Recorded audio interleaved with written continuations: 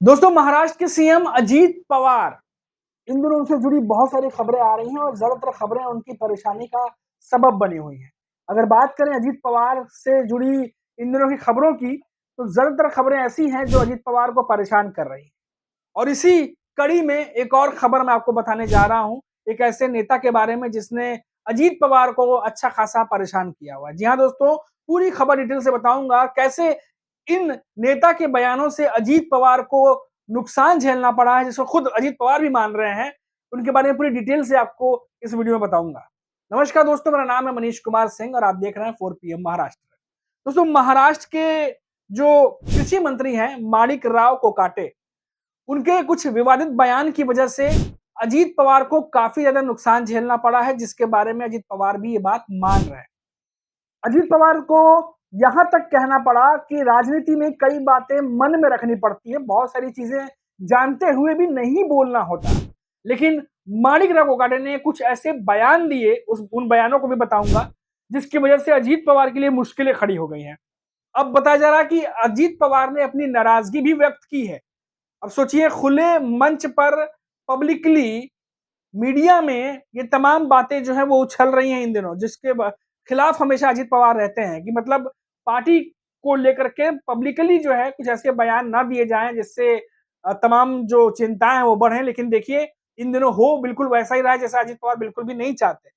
अब देखिए, अजीत पवार ने अजीत पवार से जब पूछा गया माणिकराव कोकाटे के बारे में पुणे में, तो उनसे उन्होंने जवाब दिया है। क्या जवाब दिया है, वो जवाब मैं आपको बताता हूँ। अजीत पवार ने कहा है कि मैंने पहले भी कोकाटे से कहा है कि किसानों के बारे में सोच समझकर बयान दिया जाना चाहिए। किसान अन्नदाता है, लाखों लोगों के लिए उपज धान जो अनाज है वो उत्पन्न करते हैं, और कई बातें बोलना जरूरी नहीं होता, हमारे मन में अंदर ही रहनी चाहिए राजनीति में। लेकिन कोकाटे जो है ये सब बातें जो है वो बोल रहे हैं और शायद मन में रखने की अभी आदत नहीं पड़ी है। ये तमाम बातें वो कहते नजर आ रहे हैं और इसीलिए ये बयान मुझे बहुत भारी पड़ रहे हैं और इससे बहुत ही ज्यादा नुकसान हो रहा है। ये बात खुद अजीत पवार ने कही है। अब आप भी सोचेंगे कि आखिर कृषि मंत्री माणिकराव कोकाटे ने कहा क्या था। तो चलिए लाइन टू लाइन आपको बताते हैं कि कोकाटे ने ऐसा क्या कह दिया कि अजीत पवार को भी मानना पड़ रहा है कि उन्हें नुकसान हो रहा है। कृषि मंत्री कोकाटे काम से ज्यादा अपने विवादित बयानों के लिए जाने जाते हैं वैसे भी।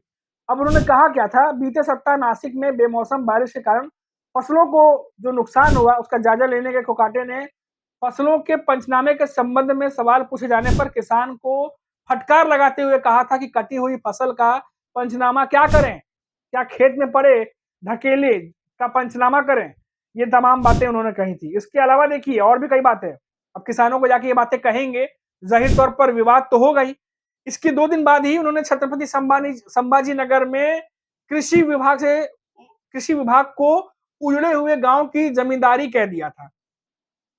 इतना ही नहीं, उन्होंने ये भी कहा था कि उप मुख्यमंत्री अजीत पवार ने मुझे कृषि मंत्रालय जानबूझ कर दिया है। इसी तरह कोकाटे ने किसानों की कर्ज माफी को लेकर भी विवादित बयान दिया था। उन्होंने कहा कि किसान कर्ज का पैसा कृषि में खर्च नहीं करते, वो शादी विवाह व जन्मदिन समारोह में पैसा खर्च करते हैं। अब देखिए दोस्तों, ये कितनी सारी बातें हैं माणिकराव कोकाटे कह रहे हैं और अजीत पवार ये बात जान रहे हैं कि नुकसान हो रहा है, उसके बावजूद भी अजीत पवार अपने नेताओं को रोक नहीं पा रहे।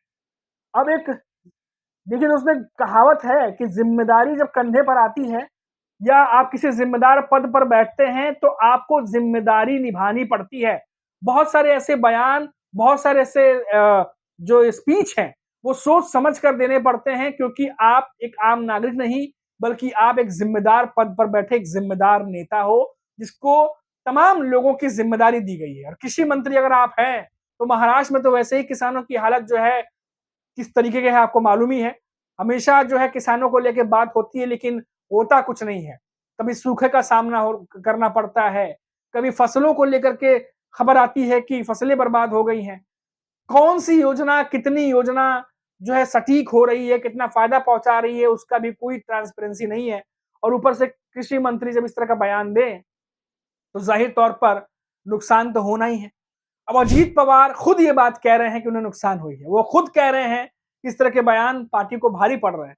वो खुद नाराज हैं। लेकिन क्या अजीत पवार वाकई में ये बातें जो पब्लिकली कह रहे हैं, क्या वाकई में वैसा भी है, या सिर्फ जो किसानों के भीतर नाराजगी पनपती जा रही है, उसको दूर करने के लिए अजीत पवार ये बातें कह रहे हैं। अब यहाँ पर बहुत सारे सवाल खड़े होते हैं दोस्तों, लेकिन कुल मिलाकर ये है कि इन दिनों अजीत पवार की पार्टी के लिए कुछ अच्छी खबरें नहीं आ रही। कहाँ एक तरफ उनके मन मुताबिक मंत्री बनाए जा रहे हैं उनके पार्टी के नेता, और उन्हें श्रेय देने की जगह, अजीत पवार को श्रेय देने की जगह वो दूसरे नेताओं को श्रेय देते हैं।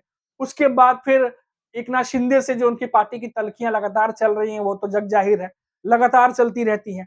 अब ऐसे में ये खबरें आना कि अपने ही पार्टी के नेता ऐसा बयान दे रहे हैं जो अजीत पवार के भी बस में नहीं है, अजीत पवार को भी ये कहना पड़ता है कि कितना नुकसान पार्टी को हो रहा है, वो भी इस बात को समझते हैं। तो सोचिए किस तरीके से अजीत पवार जो है इन दिनों अपनी एनसीपी को, कुछ दिनों पहले ही आपको मालूम है, खबर आई थी कि नागालैंड में कैसे 7 विधायक उनके पार्टी छोड़कर चले गए।